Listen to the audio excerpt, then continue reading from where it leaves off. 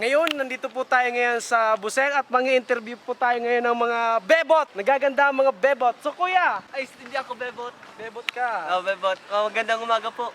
Andito ka po sa T-Cube na show namin. Oh, sige po. So, bali, may tanong po kami. Ano po mga tanong? Sa tingin mo ba, umiinom ng tubig ang isda? Sa tingin ko po, hindi sila uminom. Bakit naman? Kasi po, kung uminom sila ng tubig, sa ilalim ng tubig, hindi sila makakaga, mamamatay sila. Ganun po. Isa pa tanong. Sige po. Ano ba mas masakit? Magmahal o hampasin ng Hampasin.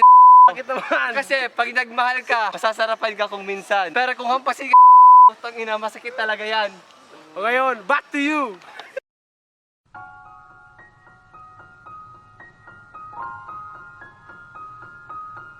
Huwag ganun to! Dapat dito ka sa... Son of a bitch.